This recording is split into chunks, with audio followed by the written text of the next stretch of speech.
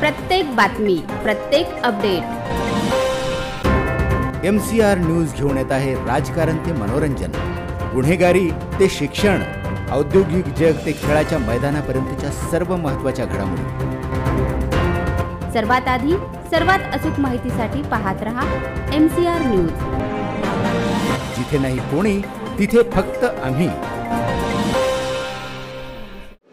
सभेचे अध्यक्ष विधिमंडळातील माझे सहकारी प्रताप पाटील चिखलीकर, ज्यांनी आता आपल्या पुढे विचार मांडले ते आमचे राष्ट्रवादी काँग्रेस पक्षाचे माझे सहकारी नवाब मलिक साहेब, माजी आमदार मोहनराव हंबर्डेकरजी, जिल्हाध्यक्ष शिवराज पाटील होटाळकर, नांदेड उत्तरचे नांदेड दक्षिणचे जिल्हाध्यक्ष बाळासाहेब पाटील रावणगावकर, तसंच भाऊसाहेब देशमुख गोरठेकर, ज्यांचा आज पक्षप्रवेशाच्या निमित्तानं हजारोच्या संख्येने आपण सगळेजण उपस्थित राहिला, ते शिरीषभाऊ गोरठेकर, कैलासभाऊ देशमुख गोरठेकर, तसंच सुभाषराव देशमुख गोरठेकर, कार्यक्रमाला उपस्थित असणारे प्रवीण पाटील चिखलीकर, दिलीपराव धर्माधिकारी, अमरावतीहून आलेले निखिल ठाकरे, स्वप्नील इंगळे, कन्हैया कदम, राहुल हंबर्डे, नागनाथ घिसेवाड, सुरेश बिल्लेवाड, दीपक चोळाखेकर, ज्ञानेश्वर कदम, सुनंदाताई जोगदंड, ज्यांनी शिरीषभाऊ देशमुखांच्या गोरठेकरांच्या बरोबर पक्षप्रवेश केला, ते राम पाटील बन्नाळीकर, दत्तात्रय रेड्डी, राजेश्वरराव वंगलवाड, गणेशराव गाडे, बालाजीराव जाधव, आनंदराव यलमगोंडे, प्रवीण सारडाजी, श्रीमती अनुराधाताई खांडरेजी, अशोक पाटील वडजेजी, शिवराज गाडीवानजी, रमेश पाटील बाळापूरकरजी, शिवाजीराव कारलेकरजी, मोहन पाटील हस्सापूरकरजी, किनवटवरून आलेले सचिन नाईक, देविदास राठोड, संजय राठोड, महावीर आडे, भारत नाईक यांनी पण सगळ्यांनी राष्ट्रवादीत प्रवेश केलेला आहे. तसंच एजाज खान, सदाशिव पप्पुलवाड, तसंच या सभेला उपस्थित असणारे आमचे सुधाकर देशमुख, शिवाजीराव रघुदकर, भगवानराव शिंदे, मंजुषाताई पनोजी, राजू पाटील ढगे, गणेश गनमवार, महेश पडवळे, सर्व उपस्थित राष्ट्रवादी काँग्रेस पक्षाचे सर्व सेलचे माझे पदाधिकारी, कार्यकर्ते, सगळे वेगवेगळ्या पदांवर काम करणारे माझे सहकारी, आणि आजच्या या पक्षप्रवेशाच्या निमित्तानं शिरीष भाऊ देशमुख गोरठेकर यांच्या आणि त्यांच्या सर्व समर्थकांचं मी स्वागत करतो. सर्व माझे उपस्थित पत्रकार बंधू भगिनी, माझ्या लाडक्या बहिणी, माझे लाडके भाऊ आणि बंधू भगिनींनो, आज राष्ट्रवादी काँग्रेस पक्षाच्या मेळाव्याला खरं तर आपल्याला माहिती आहे, काही दिवसापूर्वी दिवाळी झाली, आपण लक्ष्मीपूजन केलं, त्याच्यानंतर आपण पाडवा केला, त्याच्यानंतर भाऊबीज केली, तुळशीचं लग्न होईल त्यावेळेस दिवाळी खऱ्या अर्थाने संपेल, परंतु महत्वाचे दिवस तर दिवाळीचे आपण सगळ्यांनी पार पाडले. मी सुरुवातीलाच आपल्याला या दिवाळीच्या सणाच्या निमित्तानं शुभेच्छा देत असताना हे येणारं नवीन वर्ष आपल्याला सगळ्यांना सुखाचं, समृद्धीचं, आनंदाचा, भरभराटीचा जावं अशा प्रकारच्या शुभेच्छा देखील देतो. परमेश्वरच्यांनी तशा प्रकारची प्रार्थना देखील करतो. मित्रांनो, हे बऱ्याच दिवसापूर्वी ज्यावेळेस माझी आणि शिरीष भाऊंची तसंच कैलास भाऊंची बाकीच्या सगळ्या सहकाऱ्यांशी चर्चा झाली, त्यावेळेस त्यांनी मला सांगितलं होतं की दादा, आम्हाला इकडंच पक्षप्रवेश त्या ठिकाणी घ्यायचा आहे आणि त्याच्याकरता तुम्ही मोंडा उमरीच्या परिसरामध्ये आलं पाहिजे. मी त्यांना कबूल केलं. दिवाळीच्या नंतर थोडीशी माझी 3-4 दिवस तब्येत जरा बरी नाही, पण मी आज ठरवलेलं होतं काही झालं तरी कार्यक्रमाला जायचं आणि या सर्व मान्यवरांच्या पक्षप्रवेशाच्या निमित्तानं कार्यक्रमाला उपस्थित राहायचं. मित्रांनो, सुरुवातीलाच आपल्या सर्वांच्या साक्षीनं शिरीष भाऊ देशमुख, कैलास भाऊ देशमुख आणि त्यांच्याबरोबर आलेल्या सर्व मान्यवरांचं राष्ट्रवादी काँग्रेस पक्षात मी मनापासून स्वागत करतो. आणि आपण पण प्रचंड संख्येने उपस्थित राहायला सकाळी सकाळी ज्याचा उल्लेख शिरीष भाऊंनी केला की काल पाऊस होता. सध्या ग्लोबल वॉर्मिंगचं संकट आहे. मित्रांनो, मी देखील गेली 35 वर्ष समाजकारण राजकारण करणारा एक कार्यकर्ता, परंतु जुनी लोक मला सांगतात की अजित पवार गेल्या अनेक वर्षात मे महिन्यापासून जो पाऊस सुरू झाला, मे महिन्यात तर कधीच महाराष्ट्रात पाऊस पडत नाही, पण तेव्हापासून पाऊस सुरू झाला तो अजून थांबायला तयार नाही. अजून येलो अलर्ट हा महाराष्ट्रातल्या काही जिल्ह्यांमध्ये सांगितलेला आहे. त्याचाच परिणाम काल आपल्या या परिसरामध्ये पाऊस पडला. काल मी मुंबईमध्ये होतो, तिथेही पाऊस पडला, पुण्यामध्ये देखील पाऊस पडलाय. आणि हे जे काही संकट आहे त्याच्यावर माझा बळीराजा काम करत असताना अडचणी येत आहेत, सगळ्या काही गोष्टी होत आहेत, मार्ग काढण्याचा प्रयत्न आम्ही करतोय. त्याच्यातून माझा बळीराजा कसा परत उभा राहील याही बद्दल आम्ही त्यांना पॅकेज दिलेलं आहे. मी सकाळी मुंबईवरून आलो नांदेड एअरपोर्टला, त्यावेळेस कलेक्टर, एसपी, सीओ, महानगरपालिका आयुक्त सगळे अधिकारी भेटले. मी सर्वांना विचारलं की तुम्ही पंचनामे केलेले प्रस्ताव जे पाठवले ते सगळेच्या सगळे मंजूर करून आम्ही पाठवलेले ते ज्याच्या त्याच्या अकाउंटला गेले का? ई-केवायसीच्या बद्दलचा थोडासा प्रश्न आहे. माझ्या लाडक्या बहिणी देखील इथं बसल्यात, त्यांच्याकरता देखील आम्ही मागे योजना आणली. त्याचा काहींनी चेष्टा मस्करी केली, पण त्याच्यात ई-केवायसी फार महत्वाची आहे. आज राष्ट्रवादी काँग्रेस पक्षामध्ये आलेल्या सर्व मान्यवरांना मला सांगायचंय, बाबांनो, ज्या भागातल्या तुमच्या माझ्या भगिनीची ई-केवायसी झाली नसेल त्यांनी ती ई-केवायसी करण्याच्या करता त्या भगिनीला मदत करावी आणि तिला तिच्या हक्काचे जे काही पैसे आपण महिलाला पाठवतो, संजय गांधी निराधारचे पाठवतो, श्रावणबाळ योजनेचे पाठवतो, माझ्या दिव्यांग बांधवांना आम्ही पैसे पाठवतो, त्या सर्वांचे पैसे वेळच्या वेळी येतात का नाही? कारण मी अर्थमंत्री म्हणून काम करत असताना ह्या गरीब घटकाचे, ह्या ज्यांना खऱ्या अर्थाने त्याची गरज आहे अशा माझ्या सहकाऱ्यांचे पैसे वेळेमध्ये जाणं आणि त्यांच्या संसाराला काही ना काही हातभार लागणं हे आमचं सगळ्यांचं कर्तव्य आहे. त्या भावनेतनं मी हे सगळं काम करण्याचा प्रयत्न आम्ही महायुतीच्या सरकारच्या माध्यमातून, मुख्यमंत्री असतील, दोन्ही उपमुख्यमंत्री असतील, मंत्रिमंडळातील आमचे सगळे सहकारी असतील, आम्ही त्या ठिकाणी करतो. एक गोष्ट खरी आहे, शिरीष भाऊंच्या प्रास्ताविकामध्ये भाषण ऐकताना मी फार बारकाईनं लक्ष दिलं. शिरीष भाऊंनी भाषण केलं, भाऊसाहेब देशमुख गोटेकरांनी केलं, प्रतापराव चिखलीकरांनी संपूर्ण जिल्ह्याचा आढावा ठेवला, इतर काही गोष्टी त्यांनी सांगितल्या. नवाब मलिक साहेबांनी राष्ट्रवादी काँग्रेस पक्ष कसा शाहू फुले आंबेडकरांच्या विचारधारेने पुढे चाललेला आहे हे सांगण्याचा प्रयत्न केला. मित्रांनो, एकंदरीत तुमच्या माझ्या देशाचा एक जम्मू काश्मीर पासून कन्याकुमारी पर्यंत बघितलं, अनेक प्रांत, अनेक जाती, अनेक धर्म, अनेक पंथ, सगळेजण आहेत. मी आल्यानंतर इथं युगपुरुष छत्रपती शिवाजी महाराजांच्या पुतळ्याच्या पुढे नतमस्तक झालो. ते आपल्या सर्वांचं दैवत आहे. त्या काळामध्ये 18 पगड जाती, 12 बलुतेदारांना बरोबर घेऊन त्यांनी हिंदवी स्वराज्याची स्थापना केली. त्यांनी जातीभेद केला नाही, त्यांनी धर्मामध्ये अंतर पाडून दिलं नाही, सगळ्या समाजाच्या लोकांना बरोबर घेतलं आणि हिंदवी स्वराज्य स्थापन केलं. हा इतिहास आपण कधी विसरू शकत नाही. हा एक ज्वलंत अशा प्रकारचा इतिहास आहे. शौर्य कसं असू शकतं, राजा रयतेचा कसा असू शकतो, तो सर्वांना बरोबर घेऊन कसा जाऊ शकतो.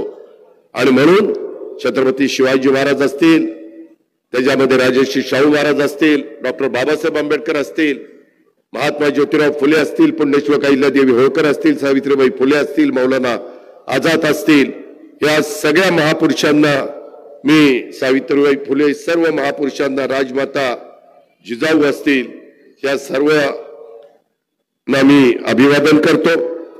तसंच आज काळाच्या नियतीच्या पुढे तुमचं माझं कुणाचं चालत नाही।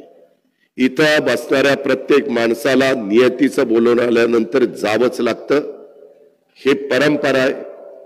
ही आजपर्यंत कोणी रोखू शकलेलं नाहीये आणि त्याच्यातूनच खऱ्या अर्थाने ह्या भागामध्ये ज्या जनतेने त्यांच्यावर मनापासून प्रेम केलं, सुदैवाने मला 8 वेळेला महाराष्ट्राच्या विधानसभेमध्ये आमदार म्हणून कामाची संधी मिळाली। तशा पद्धतीनं कैलासवासी आमदार बाबासाहेब देशमुख गोरठेकर साहेबांच्या बरोबर देखील विलासराव देशमुख मुख्यमंत्री असताना मी त्यांच्या बरोबर विधिमंडळामध्ये काम केलं। अतिशय कामाचा म्हणजे सर्वसामान्य माणसाला केंद्रबिंदू मानून त्यांनी त्या ठिकाणी काम केलेलं आहे। त्यांची तब्येत तशी बघितलं तर नरम होती।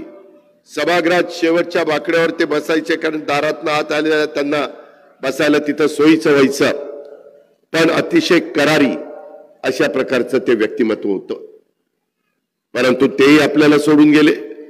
त्याच्यानंतर कैलासवासी बाबा पाटील पन्हाळीकर असतील, कैलासवासी बापूसाहेब देशमुख गोरठेकर असतील, त्यांच्याही बरोबर मला कामाची संधी मिळाली। आम्ही एकत्रपणे काम केलं। त्याच्यानंतर कैलासवासी विनायकराव कुलकर्णी असतील, हेही आमच्या बरोबर काम करत होते आणि हा आज आपल्यात नाही आहेत। मी त्या सर्वांना भावपूर्ण श्रद्धांजली अर्पण करतो, त्यांना अभिवादन करतो। मित्रांनो, हा सगळा भाग म्हणजे शिर्डीचे श्री साईबाबा यांचे शिष्य, ज्यांचा शिरीष भाऊंनी भाषणात उल्लेख केला, संत कवी दासगणू महाराज आणि सद्गुरू बाबा महाराज यांच्या पदस्पर्शाने पावन झालेली ही भूमी, आणि ह्या भूमीमध्ये आल्यानंतर त्या भूमीला ह्या सर्वांना अभिवादन करणं हे आम्ही आमचं कर्तव्य समजतो। इव्हन एवढ्यावरच नाही तर मराठवाडा मुक्ती संग्रामातील निजामशाही कालीन स्टेट बँक ऑफ हैदराबाद या ऍक्शन मध्ये हुतात्मे झालेले स्वातंत्र्य सेनानी कैलासवासी उत्तरवार पासून कैलासवासी बाबासाहेब गोरठेकर यांच्यापर्यंत 47 स्वातंत्र्य सैनिकांचं वास्तव्य असलेला हा तालुका, तुम्ही खरोखरीच भाग्यवान आहेत की अशा मोठ्या लोकांचा वारसा हा तुम्हाला मिळालेला आहे। तो तुम्ही जपला पाहिजे, त्या पद्धतीने तुम्ही वागलं पाहिजे, त्या रस्त्याने तुम्ही पुढे गेलं पाहिजे। त्याच्यातून कुठेही एकमेकाचा दुस्वास करून विकास होऊ शकत नाही। एकमेकाच्या विकास कामाला अडचणी निर्माण करून आपला परिसर पुढे जाऊ शकत नाही। त्याच्याबद्दलचे काही किस्से मगाशी बोलत असताना मला त्या बाबतीमध्ये कैलास भाऊ देशमुखांनी पण सांगितले, शिरीष भाऊंनी पण सांगितले। कैलासराव येताना गाडीत मध्ये त्या बाबतीमध्ये सांगत होते, प्रतापराव त्या ठिकाणी सांगत होते, नवाबभाई आणि मी पण येताना थोडीशी चर्चा करत होतो। नवाबभाईंनी सुरुवातीच्या काही वर्षापूर्वीच्या पूर्वी ते प्रचाराला आले होते, त्याचा उल्लेख त्यांनी माझ्याकडे केला। परंतु मित्रांनो, खऱ्या अर्थाने आजच्या मेळाव्याच्या निमित्तानं मी मगाशी जसं सांगितलं तसं कैलासवासी बाबासाहेब गोरठेकर यांची आठवण आल्याशिवाय राहत नाही। कारण मला आठवतंय कैलासवासी विलासराव देशमुख यांच्या नेतृत्वाखालचं आमचं आघाडीचं सरकार 99 साली सत्तेवर आलं आणि त्यावेळेस सतत अस्वस्थता होती, अस्थिरता होती।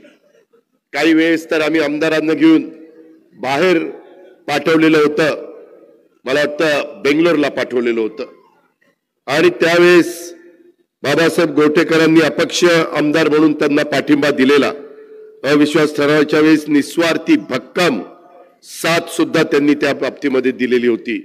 आणि विशेषतः तो काळ मला आठवतोय, त्यावेळेस माझ्याकडं तुमचं खातं इथलं नव्हतं, म्हणजे Marathwada GMIDC Godavari Marathwada irrigation development corporation हे माझ्याकडे नव्हतं। माझ्याकडे पहिल्या 5 वर्षात कृष्णा खोरे महामंडळ MKVDC आणि Konkan irrigation development corporation KIDC होतं आणि फलोत्पादन डिपार्टमेंट होतं। नंतर माझ्याकडे ग्रामविकास आलं, नंतर इतर खाती आली। पण त्यावेळेस त्यांनी सांगितलेलं होतं की मी काही गोष्टी आमच्या प्रतापराव चिखलीकर साहेबांनी सांगितल्या, परंतु त्यावेळेस विलासराव देशमुखांना त्यांनी सांगितलं मी तुम्हाला पाठिंबा देतो, निस्वार्थपणे भक्कम प्रकारे साथ देतो, परंतु गोदावरी नदीवरचा बाबळी बॅरेजची मागणी त्यांनी त्या काळामध्ये लावून धरली आणि त्यावेळेस आम्हाला नंतर विलासरावांनी सांगितलं पंतप्रधानांना जाऊन भेटायचं.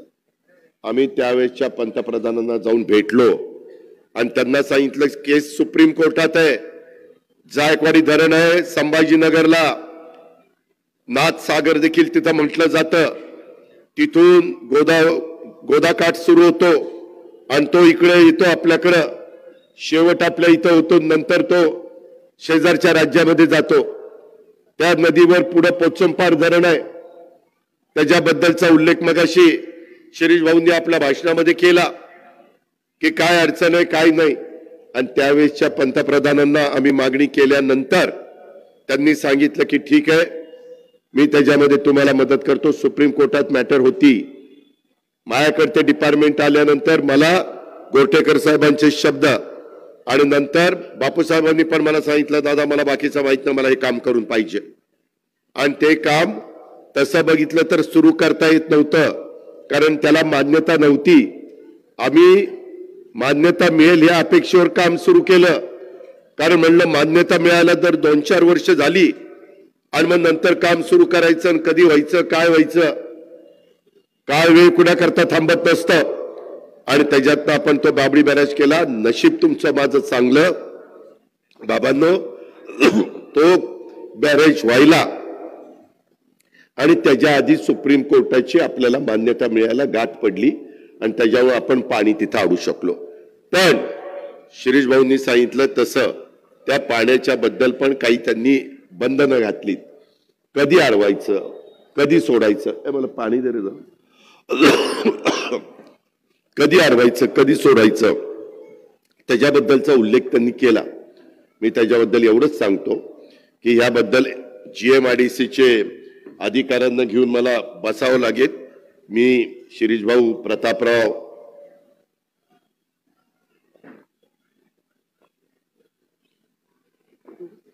आम्ही त्या ठिकाणी बसू आणि जे जे काही मुद्दे त्यांनी सांगितलं, पोचमपाडचं बॅकवॉटर, त्याच्यातनं किती TMC पाणी गोदावरीला आपल्या भागामध्ये येतं, त्याच्यामुळे माझ्या नांदेडच्या लोकांना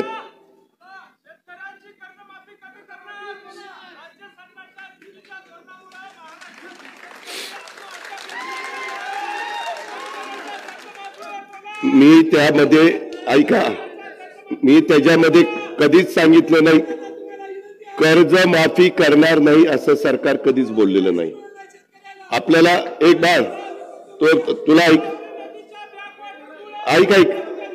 माझं ऐक तरी, त्यामध्ये आता शेतकरी बांधवांनो बैराजा आता हे जे नैसर्गिक संकट आलं त्यामध्ये तुम्हाला पुन्हा उभं करायला 32,000 कोटी रुपये 32,000 कोटी रुपये लागलेत. आता ही व्यक्ती जे सांगते पाठीमागच्या काळामध्ये एकदा कर्जमाफी झाली देशामध्ये ती 71,000 कोटीची झाली, त्याच्यानंतर देवेंद्रजींनी कर्जमाफी केली ती पण काही हजार कोटीची झाली, त्याच्यानंतर मध्ये आम्ही सरकारमध्ये असताना एकदा कर्जमाफी तिसरी झाली ती पण कर्जमाफी काही हजार कोटीची झाली. मागच्या लोकसभा विधानसभेच्या निवडणुकीमध्ये महायुतीनं जाहीरनाम्यामध्ये ते जाहीर केलेलं होतं. राज्याच्या मुख्यमंत्र्यांनी पण सांगितलं आम्ही त्याच्यापासून बाजूला गेलो नाही.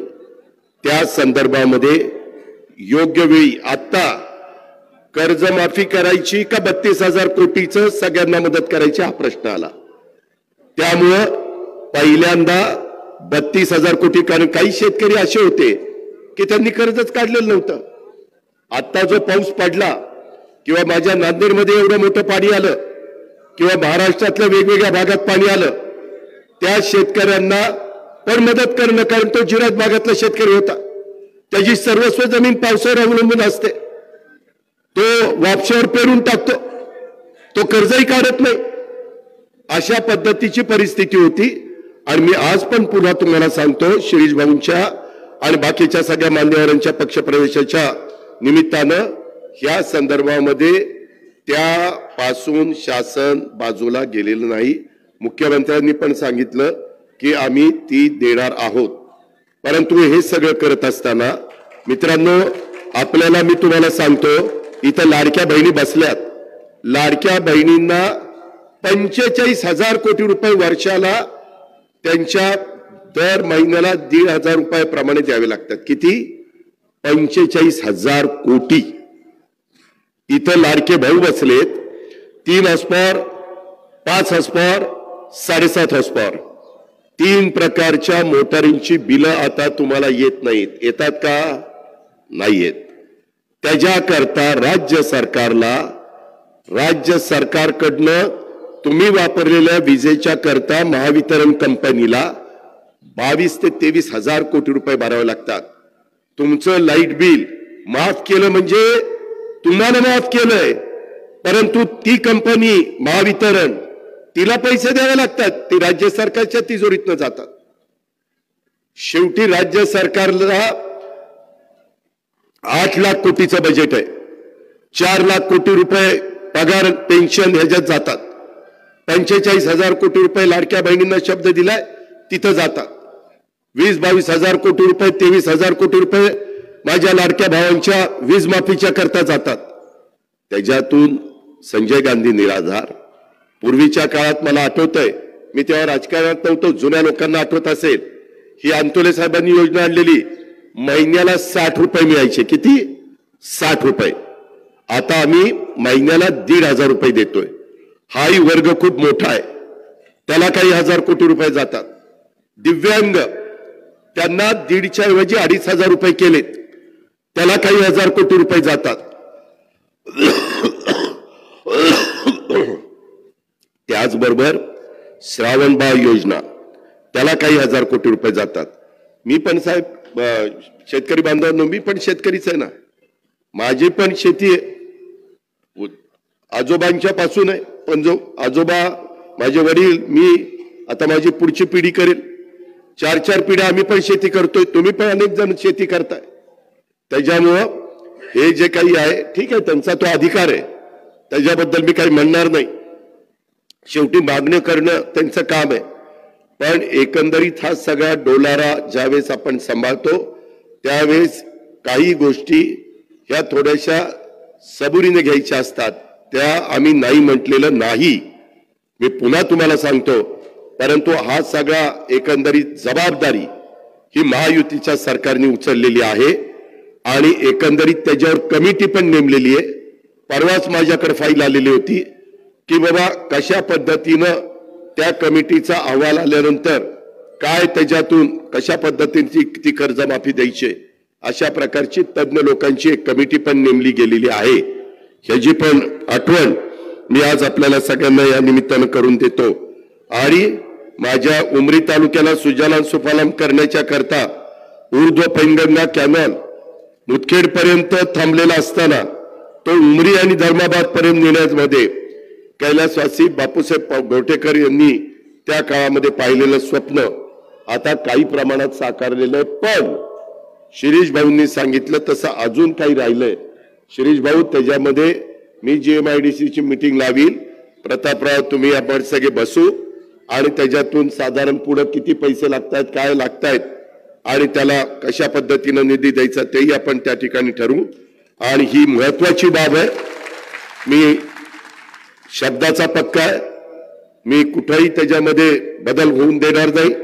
ही गोष्ट आपण सगळ्यांनी लक्षामध्ये ठेवा. आणि एकंदरीतच आपल्याला सगळ्यांना स्वर्गीय यशवंतराव चव्हाण साहेबांनी जो वारसा सांगितलेला आहे बेरजेचा राजकारणाचा, तो वारसा पुढे नेत बेरजेचं राजकारण करायचं. आणि त्याच निमित्तानं आज या सगळ्या मान्यवरांच्या पक्षप्रवेशाच्या निमित्तानं आम्ही सगळेजण इथं आलो. मी शिरीष भाऊ, बापूसाहेब देशमुख गोरठेकर, कैलास भाऊ श्रीनिवास देशमुख गोरठेकर यांच्या परिसरातील अनेक आजी माजी नगरसेवक, जिल्हा परिषदेचे सदस्य, पंचायत समितीचे माजी सदस्य, ग्रामपंचायतीचे आणि इतर मान्यवर यांनी हा प्रवेश केला. आणि त्याच्यामुळे मी आपल्याला सगळ्यांना सांगतो की यांना कधी असं वाटणार नाही की आपण आगीतनं उठलून फुफुट्यात पडलोय. आम्ही योग्य पद्धतीनं यांचा मान सन्मान ठेवू, त्याच्यामध्ये कुठेही अंतर पडू देणार नाही. त्याचं कारण असं आहे,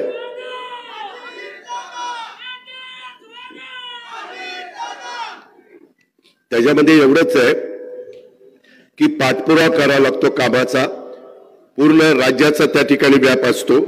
आणि त्याच्यामुळं माजी आमदार बाबासाहेब देशमुख गोरठेकर आणि माजी आमदार बापूसाहेब देशमुख गोरठेकर यांचं कुटुंब हे माझ्या नांदेड जिल्ह्यातील निष्ठावान एक प्रामाणिक कुटुंब, आणि या कुटुंबांनी दिलेला शब्द हा अंतिम असतो.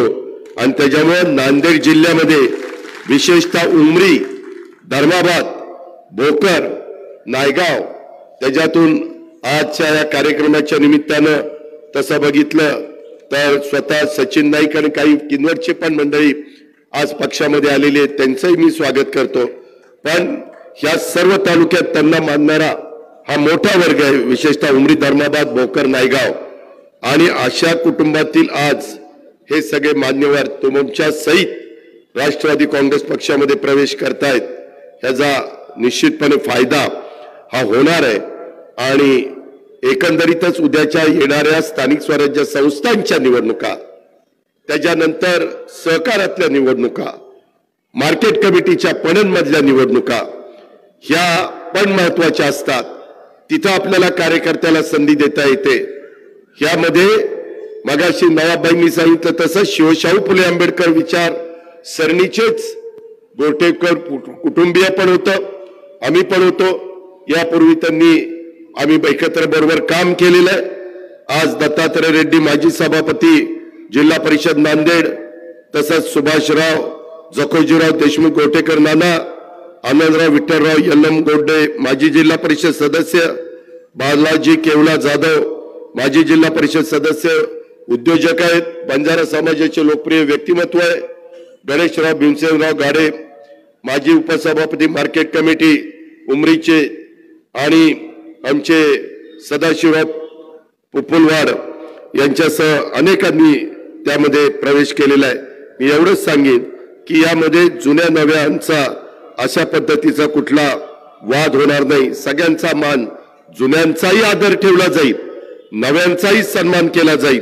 त्यामध्ये कुठेही अडचणी येतली जाणार नाही. भविष्यात कुणावरही पश्चातापाची वेळ येणार नाही, अशा प्रकारचा विश्वास जुन्या आणि नव्यांची सहकार्यांची चांगली मोड बांधून आम्ही पुढे जाण्याचा प्रयत्न त्या ठिकाणी करणार आहोत. आणि स्थानिक स्वराज्य संस्था आपल्याला पूर्ण ताकदीने त्या बाबतीमध्ये लढवायच्यात, ही पण गोष्ट आपण सगळ्यांनी ध्यानामध्ये घ्यावी. या अतिवृष्टीच्या काळामध्ये जे काही माझ्या बळीराजाचं नुकसान झालेलं आहे, त्याच्यात केंद्राची पण मदत आम्ही मागतोय. उद्याच रात्री अमित शहा साहेब मुंबईला येत आहेत, पंतप्रधान पण 29 तारखेला येत आहेत. मध्ये त्यांनी सांगितलं की पंचनामे करा आणि आमच्याकडे पाठवून द्या. तिथून पण आपण काही मदत मिळवण्याचा प्रयत्न त्या बाबतीमध्ये करतोय. अतिवृष्टीमध्ये झालेल्या भागातील परिस्थिती हे त्यांना मदत करत असताना तशाच सवलती देखील राज्य शासनातर्फे देण्यात आलेल्या आहेत. पीक कर्जाचं पुनर्गठन, शेती कर्ज वसुलीला स्थगिती, शाळा महाविद्यालयाच्या परीक्षा शुल्काला माफी, रोजगार हमी योजना कामात शिथिलता, शेती पंपांची वीज जोडणी खंडित न करणं. खरं तर आता वीजेला बिलच नाहीये, त्याच्यावर तो प्रश्न नाही. मित्रांनो, मला तुम्हाला एक सांगायचं, ज्याचा उल्लेख मगाशी मी प्रतापराव चिखलीकरांच्या भाषणामध्ये बघितला. अलीकडच्या काळात आता पूर्वीसारखी शेती करून चालणार नाही, आपल्याला काही बदल करावे लागतील. मी माझ्या भागामध्ये 3-4 वर्षापासून कृत्रिम बुद्धिमत्ता, एआयचा वापर हा कृषी क्षेत्रामध्ये देखील करायला सुरुवात केलेली आहे. त्याच्यामध्ये शेतकऱ्यांचा पीक नियोजनाचा सल्ला आपण देतो. ऍग्रिकल्चर कृषी विभागाला पण त्याच्यात लक्ष घालायला सांगितलंय. विद्यापीठ, कृषी विद्यापीठ आपली आहेत सरकारी, त्यांनाही लक्ष घालायला सांगितलंय. ह्याच्यात माझ्या बळीराजाचा खर्च कसा कमी होईल, पाणी कसं कमी लागेल, खतामध्ये कशी बचत होईल, उत्पादकता कशी वाढवता येईल, दर्जेदार शेतमालाचं उत्पादन कसं वाढवता येईल, शेतीमालाला हक्काची आणि शाश्वत अशा प्रकारची बाजारपेठ कशी मिळवून देता येईल, यासाठी शासकीय, निमशासकीय आणि खासगी क्षेत्रामध्ये उपयुक्त असलेल्या प्रणालीचा शेतकऱ्यांच्या पर्यंत पोहोचवण्याचा प्रयत्न हा आम्ही करतोय आणि त्याच्यातनं आम्हाला यश आलेलं आहे। त्यामध्ये वसंतदादा शुगर इन्स्टिट्यूट हे महाराष्ट्रातल्या काही हजार शेतकऱ्यांना 18,250 रुपये ते भरतायत। ऊसवाल्यांचे 6,000 मला वाटतं 750 रुपये साखर कारखान्यांनी भरायचे, असं 25,000 रुपये भरले तर त्यांच्या प्लॉटवर आपण ती प्रणाली लावू शकतो। त्याच्याबद्दल मधल्या काळामध्ये एक आम्ही मीटिंग घेतलेली होती। ठोंबरे आणि बरेच जण ह्या क्षेत्रातले मान्यवर त्या मीटिंगला पुण्यामध्ये जमलेले होते। मित्रांनो, आता आपल्याला पूर्वीसारखी शेतीवाडी करून चालणार नाही। जसं आपल्या लहानपणी आपल्याकडे संकरित गाय नव्हती, त्याच्यावर आपली गाय जे काही कंदार असेल किंवा तुमची वेगवेगळ्या आपल्या इकडच्या ज्या जाती आहेत, खिलार असेल, त्या दूध किती द्यायच्या तुम्हाला माहिती आहे। आता संकरित गाय दूध देते 40 लिटर 50 लिटर। कधी कुणाला खरं वाटलं होतं का? अहो, एकदा तर कोकणामध्ये कोकणी माणसांना तिथं काही कार्यक्रम झाला आणि त्यांना सांगितलं की तुम्ही अशा प्रकारच्या गायी पाळा, त्या इतक्या 25-30 लिटर दूध देतात। त्यांनी प्रश्न विचारला, अरे गाय 25-30 लिटर पाणी तरी पिती का, दूध कसं रे देईल? एवढ्या लोकांचा त्या गोष्टीवर विश्वास नव्हता। आता लोकांचा विश्वास बसायला लागलाय, कारण जग बदलतंय, तंत्रज्ञान बदलतंय, त्याच्यामध्ये नवीन नवीन गोष्टी पुढे येत आहेत, त्याचा वापर आपल्याला करावा लागेल। महाराष्ट्रात काही ठिकाणी तो सुरू झालाय। मगाशी प्रतापराव चिखलीकरांनी बोलत असताना भावाच्या बद्दल उल्लेख केला। कुणाचा भाव 3,000 आहे, कुणाचा 3100, कुणाचा 3200। मी ज्या माळेगाव सहकारी साखर कारखान्याचा चेअरमन आहे, मी 3450 रुपये उसाला भाव दिलाय। किती? 3,450 रुपये। अरे मग मी काय करू रे? तू माझ्याकडे येऊन तिकडे शेती कर। त्यामध्ये माझ्या शेजारी एक सहकारी कारखाना आहे सोमेश्वर, त्याचा भाव 3400। मित्रांनो, आधुनिक पद्धतीने शेती केली। आता आम्ही शेतीमध्ये जसं एआयचा वापर करतो, म्हणजे कृत्रिम बुद्धिमत्तेचा, तसा आता साखर कारखान्यामध्ये देखील कृत्रिम बुद्धिमत्तेचा वापर जगात आता सर्व क्षेत्रामध्ये ते सुरू झालेलं आहे। तुम्हाला ऐकायला कदाचित वेगळं वाटेल, परंतु उमरीकरांनो, हे आपल्याला करावं लागेल। त्या रस्त्याने आम्ही तुम्हाला घेऊन जायचं ठरवलंय। जी मुलं पुढे येतील, नवी पिढी पुढे येईल, त्यांना आम्ही ते प्रशिक्षण देऊ, त्यांना आमचे कृषी विभाग ते माहिती देईल, त्याबद्दल आपण काळजी करू नका। परंतु आता इथून पुढच्या काळामध्ये आपण सगळ्यांनी या कृत्रिम बुद्धिमत्ता तंत्रज्ञानाचा वापर करायचा आहे। पहिल्या टप्प्यात आम्ही यंदाच्या वर्षी 50,000 शेतकऱ्यांना 1,00,000 एकर क्षेत्राला त्याचा फायदा देण्याचं ठरवलेलं आहे। 500 कोटी रुपयाची तरतूद राज्य सरकारने अर्थसंकल्पामध्ये केलेली आहे। होतं काय, कारण उद्याच्याला लोकांच्या वेगवेगळ्या मागण्या येतात, परंतु त्यांनी तयार केलेल्या मालालाच योग्य भाव मिळाला, योग्य दर मिळाला आणि उत्पादन त्याचं वाढलं आणि उत्पादन खर्च कमी झाला। मी आता माझं टनेज निघत होतं साधारण 60, 65, 70 पर्यंत। मी आता यंदा एआयचा वापर करून ऊसाची लागवड केलेली आहे। मला खात्री आहे की साधारण माझा 100 टनाच्या पुढच्या वर्षी ऊस निघेल। मी जरूर तुमच्यातले काही लोक आले तर मी तुम्हाला दाखवेन की कशा पद्धतीचा तो ऊस आहे। म्हणजे मी जे तुम्हाला सांगतोय ते मी माझ्या शेतात पहिलं केलेलं आहे आणि मग तुम्हाला सांगायला आलेलो आहे। मी भावाचा प्रतापरावांनी काढलं, मी नाही काढलं ते, पण त्यांनी काढल्यामुळे मला सांगावं लागलं की माझा भाव 3,450 रुपये निघालेला आहे।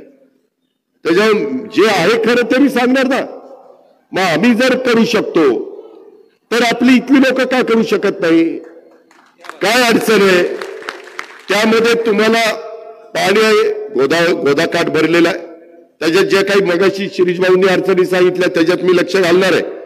कारण काही वेळेस माझ्या काही गावांचा संपर्क तुटलेला होता, हेलिकॉप्टर पाठवलं आणि तिथल्या लोकांना उचललं आणि सुरक्षित तळी आणलं। काही लोकांना भीती वाटते की दरवर्षी पावसाळ्यात हे होईल का काय, त्याचाही आम्हाला विचार करावा लागेल। त्याच्याकरता या तज्ञ लोकांची कमिटी करून की काय नक्की होणार आहे. हे पोचनपाडचं बॅकवॉटर आहे का आणखीन काही वेगळं आहे का यंदा पाऊसच अति पडला त्याच्यामुळे हे घडलंय. हे सगळं आपल्याला त्या ठिकाणी करावं लागेल. कारण तिकडं आमच्या इथं अलमट्टी धरण आहे म्हणजे सांगली जिल्ह्याला लागून तिकडंही पंचगंगा कोयना कृष्णा भरभरून वाहते आणि तिकडून वाहिलं की ते पाणी पुढं तुमचं जसं पोचम पाडलं जातं तसं ते अलमट्टीला जातं आणि त्याचं बॅकवॉटर कधी कधी त्रास देतं. तसं काही झालंय का म्हणून ते इथं एक अभ्यास समिती नेमलेली आहे. ह्याही गोष्टीचा विचार आपण सर्व सहकारी मित्रांनी केला पाहिजे आणि त्याच्यात आम्ही निश्चितपणे लक्ष घालू. आता दत्ताभाऊ भरणेकडेच कृषी खातं दिलेलं आहे. तो एक तरुण कार्यकर्ता आहे आणि त्याच्यामध्ये चांगलं लक्ष त्यांनी घातलेलं आहे. एवढंच मला या निमित्तानं सांगायचंय. आज या सगळ्या पक्षप्रवेशाच्या कार्यक्रमाच्या निमित्तानं वरचेवर आपल्याला एकमेकाला भेटायचं, एकमेकाचे प्रश्न सोडवायचे. मी जे सांगतोय त्यामध्ये मला शिरीष भाऊ प्रतापराव तुम्हाला सगळ्यांना सांगायचंय, जर कुणाला काही शेतकरी तरुण चांगल्या प्रकारे शेती करणारे असतील तर माझ्याकडे पाठवून द्या. तिथं आम्ही शेतामध्ये ते दाखवतोय काय काय केलंय. त्याच्यामध्ये खोडवा, यंदा आमच्या इथला खोडवा देखील कदाचित 80-90 ते 100 टन निघेल. आता तो तिथं पाहिला आहे. त्याला अजून खोडवा जायला उशीर आहे. पण मी जे सांगतोय तुम्हाला तशा पद्धतीच्या मी गाई दाखवू शकतो, शेती दाखवू शकतो, ऊस दाखवू शकतो, फळबागा दाखवू शकतो. आम्ही कुठल्या कारखान्यात 3450 रुपये भाव देतो तेही दाखवू शकतो. हे मी नुसतं वरवर मोकळ्या गप्पा मारायला उमरीमध्ये आलेलो नाही. ही वस्तुस्थिती सांगायला मी आलेलो आहे आणि त्याच्यामुळं लोकांच्या मध्ये आर्थिक सुबत्ता तिथे येते. तशी आर्थिक सुबत्ता हेच स्वर्गीय बापूसाहेबांचं स्वप्न होतं. हे स्वर्गीय बाबासाहेब गोटेकर साहेबांचं स्वप्न होतं आणि ते स्वप्न साकार करण्याच्या करता शिरीष भाऊ असतील, त्याच्या संदर्भातले आमचे कैलास भाऊ असतील आणि त्यांची सगळी टीम असेल, हे सगळे जण काम करू पाहत आहेत. आपण सगळे जण मिळून त्या गोष्टी करून दाखवू अशा प्रकारचा विश्वास मी आपल्या सर्व सहकाऱ्यांना पुढे व्यक्त करतो. आणि राष्ट्रवादी काँग्रेस पार्टी या पुढील काळात देखील मी स्पष्टपणे सांगतो, सर्व जाती धर्म पंथ प्रांत भाषांच्या नागरिकांना सोबत घेऊन विकासाच्या वाटेवर चालत राहील. ही जी शिवशाहू फुले आंबेडकरांची शिकवण आहे, यामध्ये कुठेही आम्ही कमी पडणार नाही. आज राष्ट्रवादी काँग्रेसच्या परिवारात सामील झालेल्या सर्व मान्यवरांचं, पदाधिकाऱ्यांचं, कार्यकर्त्यांचं मी पुन्हा एकदा राष्ट्रवादी काँग्रेस पक्षाचा अध्यक्ष या नात्याने मनापासून स्वागत करतो. राष्ट्रवादी काँग्रेस पक्ष कायम कष्टकरी, शेतकरी, आदिवासी, मागासवर्गीय, महिला, वंचित, दुर्बल घटकांच्या सह सर्वसामान्यांच्या सोबत राहील याची देखील मी ग्वाही देतो आणि या ठिकाणी थांबतो. जय हिंद, जय महाराष्ट्र, जय राष्ट्रवादी. धन्यवाद दादा.